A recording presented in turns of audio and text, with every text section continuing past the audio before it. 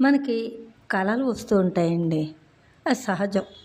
అయితే ఒక్కొక్కసారి మంచి కళలు వచ్చినప్పుడు దాని తాలూకా మంచి ఫలితాలు మనకి కనిపించకపోయినా, చెడు కళలు వచ్చినప్పుడు మాత్రం తెలియకుండా ఆ టైంకి అది జరగాలని ఉన్నా ఈ కళ రావడం వల్లే మనకి ఈ చెడు జరిగింది అనే ఒక భావన మనసులో ఉండిపోతుంది.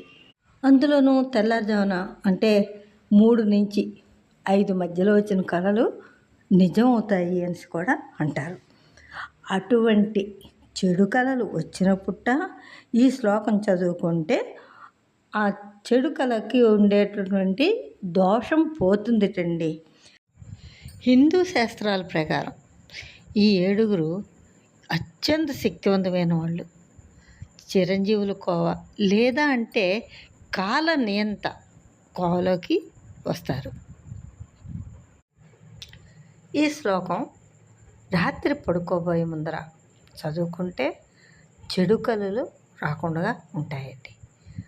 అలా కాకుండా మనం చదవకుండా పడుకున్నాం అనుకోండి, చెడు కళలు వచ్చాయనుకోండి, లేచిన వెంటనే మనం ఈ శ్లోకం చదువుకుంటే ఆ చెడు కళల యొక్క ప్రభావం మన మీద పడదు.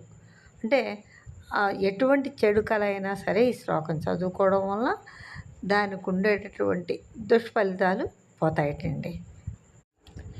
బ్రహ్మణం శంకర విష్ణు యమం రామంచ భార్గవం బలి వైవస్వంతం చైవ సప్తైతాన్ సంస్మరే నిత్యం దుస్వప్న స్తస్య నశ్యతి.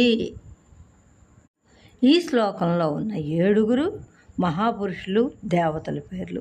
వీరిని స్మరించుకోవటం వలన చెడు కళల ప్రభావం నశిస్తుంది. బ్రహ్మణం సృష్టికర్త అయినటువంటి బ్రహ్మదేవుడు. శంకరం లయకారకుడైన శివుడు. విష్ణు స్థితికారకుడైన శ్రీ మహావిష్ణువు. యమం కాలపురుషుడు, ధర్మరాజు అయినటువంటి యమధర్మరాజు. రామంచ భార్గవం భృగువంశంలో పుట్టిన భార్గవరాముడు. ఈయనే పరశురాముడు అని కూడా అంటాం. 6 బలి దాన గుణానికి మారు పేరైనటువంటి చక్రవర్తి బలి చక్రవర్తి. వైవస్వతం సూర్యపుత్రుడైనటువంటి వైవస్వత మనువు.